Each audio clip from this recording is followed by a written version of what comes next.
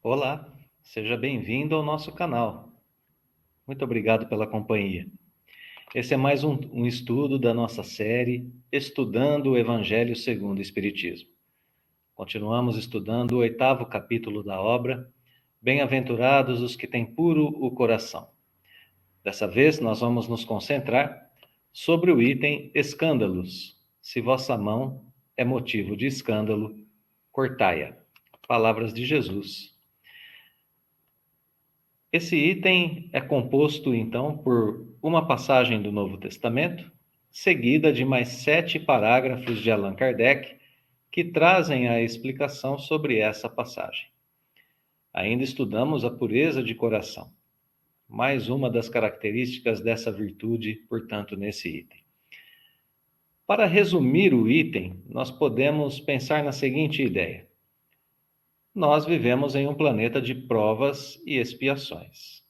Somos obrigados, portanto, a conviver com os escândalos.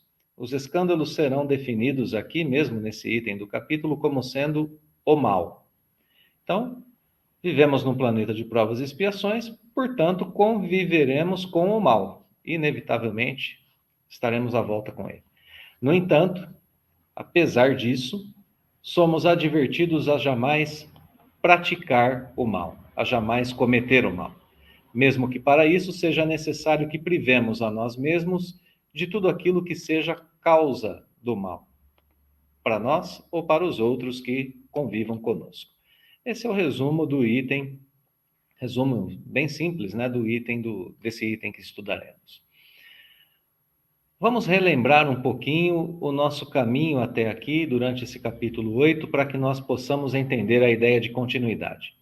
Aprendemos até agora que a pureza de coração é uma virtude que se conquista identificando as nossas imperfeições e vícios e controlando-os. É, portanto, a virtude do autocontrole.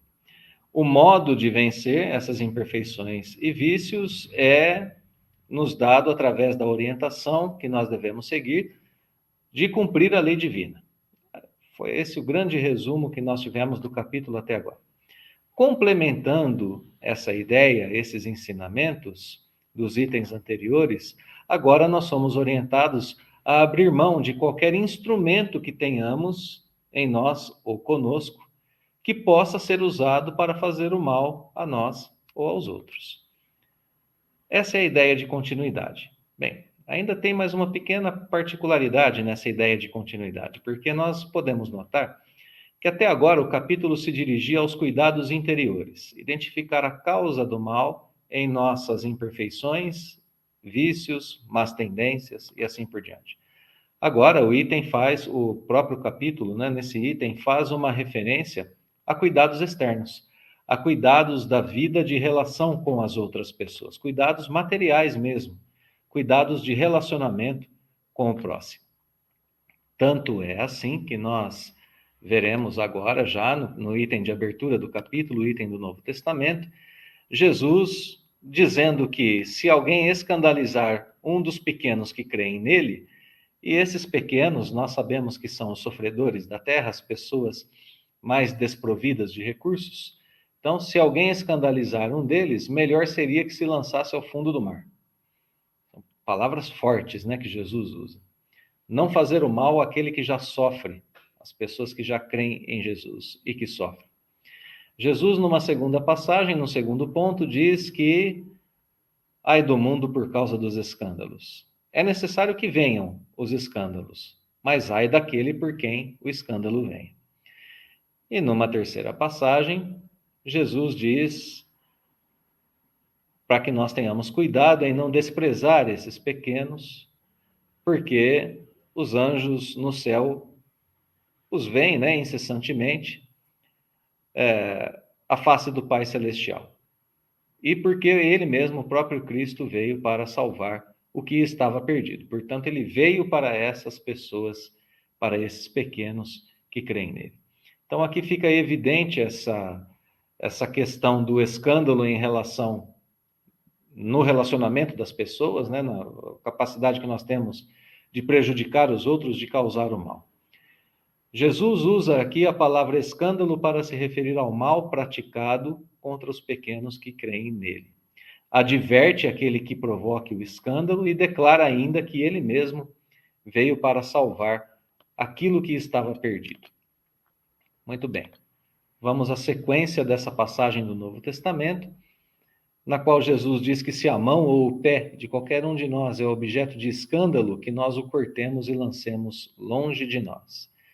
Uma passagem interessante, né? Que Jesus diz que é melhor entrar na vida tendo um só pé ou uma só mão, do que ter dois e ser lançado ao fogo eterno. Bem, ele faz a mesma referência em relação ao olho, né? Se o olho é motivo de escândalo, melhor lançá-lo longe.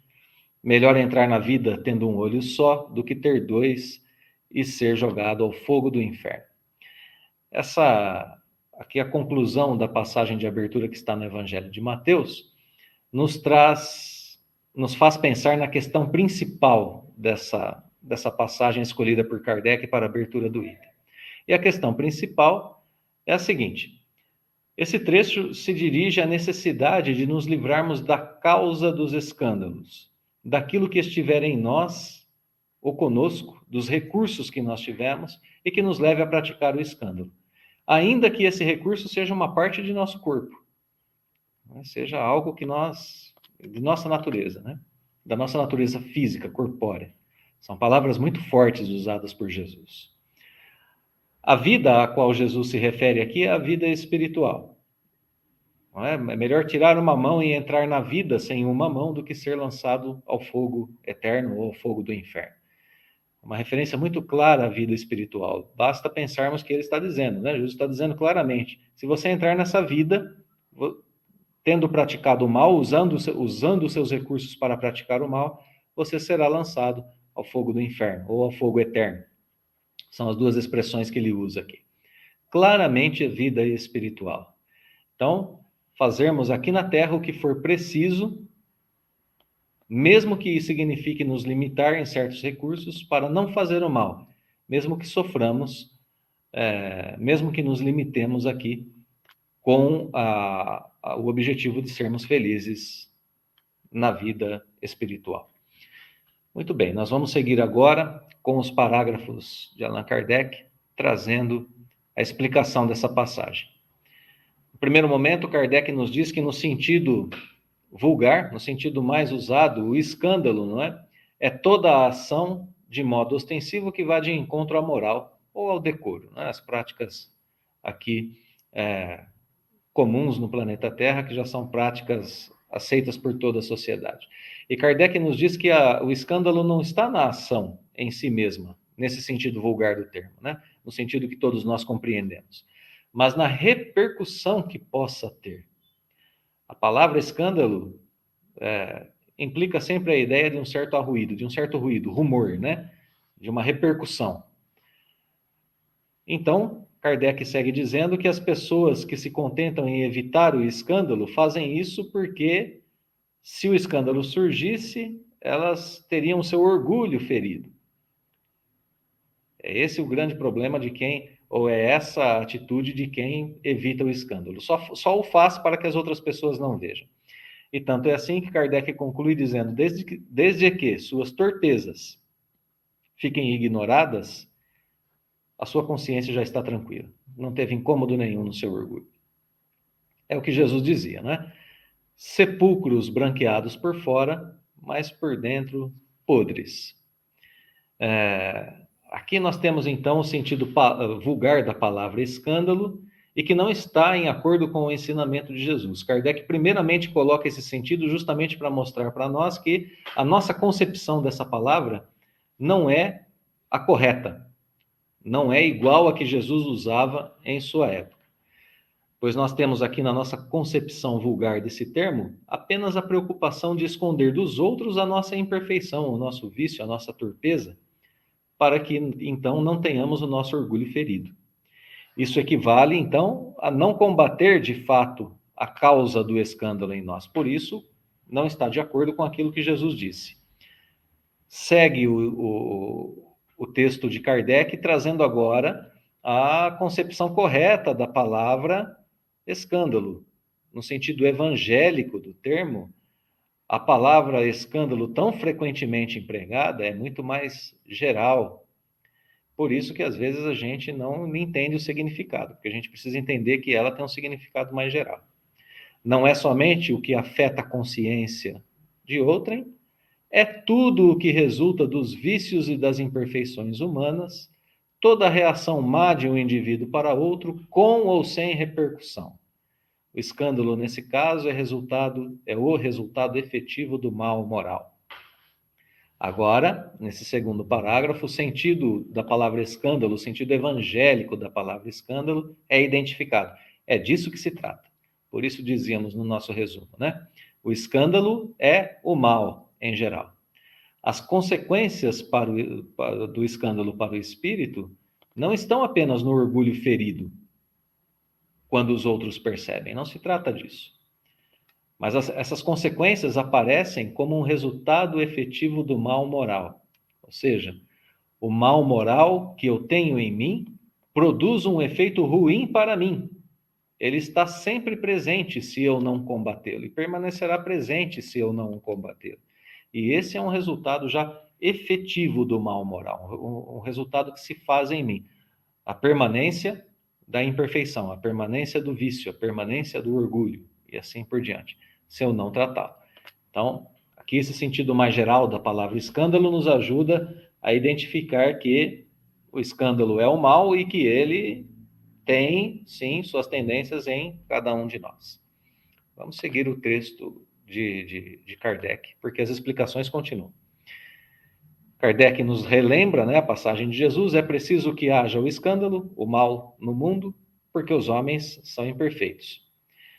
Se mostram, então, propensos a praticar o mal, e árvores más dão maus frutos. Deve-se, pois, entender por essas palavras que o mal é uma consequência da imperfeição dos homens, e não que haja para esses obrigação de praticá-los, de praticar o mal, né, de praticá-lo. Explicação importante da passagem do Novo Testamento, né? Ninguém é obrigado a praticar o mal. Nós, através do bom uso do nosso livre-arbítrio, nós podemos evitar a prática do mal e devemos evitar a prática do mal. Vamos para mais um parágrafo, porque a explicação segue dizendo que é necessário que o escândalo venha. Por quê? Estando a Terra em um estado de planeta de expiação, os homens, através do escândalo, punem a si mesmo pelo contato com seus próprios vícios, cujas primeiras vítimas, como nós dissemos há pouco, são eles próprios, a causa efetiva do mal, não é? A causa efetiva do mal em nós mesmos, e cujos inconvenientes acabam por compreender. Acontece, né, que os homens se cansam de sofrer o mal e assim acabam procurando o bem. A reação desses vícios serve, pois, ao mesmo tempo de castigo para um e provas para outros. É por esse mecanismo que Deus tira o bem do mal que os homens produzem. Então, nesse quarto parágrafo, a explicação do mecanismo que a providência divina usa para nos ajudar a combater em nós mesmos o mal e alcançar a pureza de coração. A convivência das pessoas com suas próprias imperfeições e com as imperfeições alheias fazem com que elas vejam, sintam os resultados do mal e, ao mesmo tempo, faz com que se cansem desses resultados, e procurem o bem. É assim que Deus permite que os homens produzam escândalos, produzam o mal. Por isso Deus permite. Porque sabe que de um mal que surge aqui na Terra, surgirá um bem eterno, um bem que não mais se afastará do coração puro que o conquista. Então, sabendo que a vida em sociedade e a inteligência dos homens os levará a desejar, a praticar o bem e a conquistar o bem eterno, Deus permite o mal momentâneo aqui no planeta. Segue a explicação. Kardec colocará agora um problema e trará a solução em duas partes. Na primeira parte aqui, a exposição do problema. Sendo assim, dirão: o mal é necessário e durará sempre, porque se o mal desaparecesse, Deus não teria o instrumento de corrigir culpados, como nós acabamos de ver no parágrafo anterior. Portanto, é inútil cuidar de melhorar os homens. Esse é o problema que pode aparecer, um erro de raciocínio, né? Um raciocínio equivocado. Por que o raciocínio é equivocado? Kardec explica. Em primeiro lugar, porque se não houverem mais culpados, também não terá que haver mais castigos. Em segundo lugar, né, se a humanidade se transformar e passar a ser constituída de homens de bem, nenhum passará a fazer o mal, perdão, em fazer o mal ao seu próximo. E todos serão felizes por serem bons. Assim é a condição dos mundos elevados, onde já não há mais o mal. O mal já foi banido de lá. Assim será a Terra quando houver progredido bastante. Esse é o primeiro ponto. O segundo ponto, que derruba aquele pensamento equivocado, está aqui na parte 3 do nosso parágrafo, na terceira parte do nosso parágrafo. Mas, ao mesmo tempo que alguns mundos se adiantam, outros se formam e outros espíritos também são criados. A criação divina é incessante. Mundos e espíritos primitivos são frequentemente criados. Esses mundos servem, então, de habitação para esses novos espíritos e de exílio para aqueles espíritos que permanecem ainda apegados ao mal e sem vontade, sem uso de seu livre-arbítrio para progredir, para criar em si a pureza, para conquistar a pureza de coração. Então, aqui a explicação de Kardec.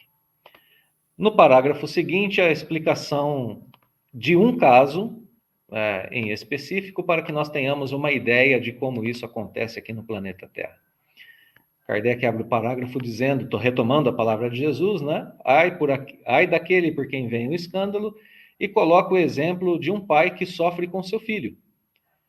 Assim é o exemplo de um filho ingrato, que um filho ingrato é uma punição ou uma prova para o pai que sofre com isso. Porque esse talvez também tenha sido mau filho. E aqui ele passa pela pena de talião, né? A pena que diz olho por olho, dente por dente. Não que todos os casos sejam assim. Kardec usa um caso específico aqui para nos explicar como acontece isso. E conclui dizendo que, ainda assim, essa circunstância não serve de desculpa ao filho que é mau filho. Ele também sofrerá as consequências do mal que pratica. Então, a exposição de um caso prático. Na sequência, o nosso sétimo, e último parágrafo do item. Kardec retoma a frase de Jesus, se vossa mão é causa de escândalo, cortai-a. Identifica essa frase como sendo uma figura enérgica, uma figura usada por Jesus.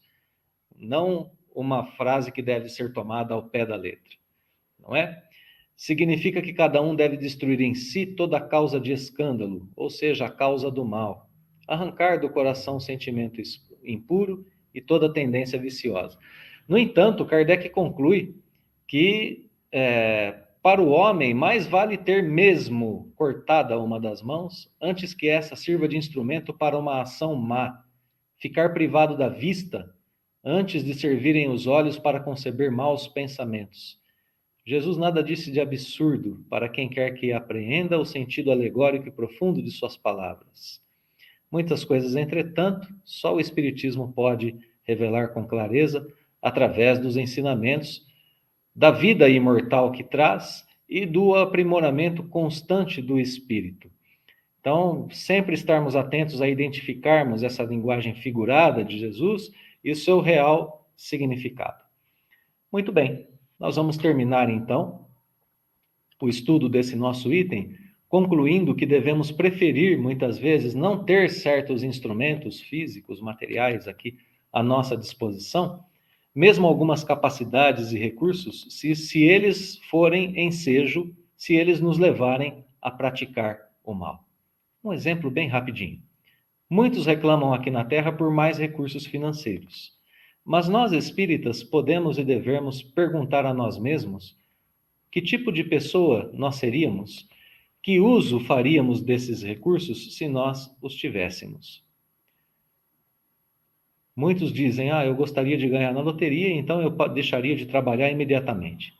Será que a nossa profissão não é um instrumento de Deus em nossas vidas para o nosso progresso? Será que mais recursos financeiros não nos trariam a preguiça, a inércia, ou seja, a estagnação de nosso progresso, mesmo material aqui, de nosso progresso, espiritual aqui na Terra?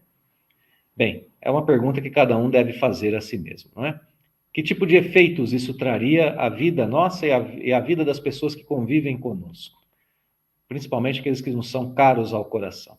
Existem outros exemplos de recursos, né? Desejo de algumas companhias, de conhecimento, de fama, etc., que às vezes nós temos e que são recursos que nós talvez não usaríamos tão bem.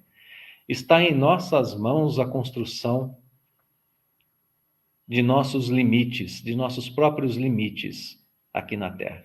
Por um lado, a providência divina nos dá o nosso contexto de vida. Por outro lado, nós podemos trazer para nós mesmos a construção de certos limites materiais, inclusive, né, que são educativos e que nos ajudarão a forjar o bem em nós, em nosso espírito imortal. Um bem que é um bem eterno, um bem que nos acompanhará para sempre. Então, muita atenção àquilo que nós podemos usar, como nós usamos e as limitações que nós devemos colocar como regra para nós mesmos e principalmente o uso desses recursos no bem. Queridos irmãos e irmãs, obrigado mais uma vez pela companhia nos estudos. Nós deixamos o nosso fraterno abraço, convite para o nosso próximo vídeo e os votos de que Deus nos abençoe hoje e sempre.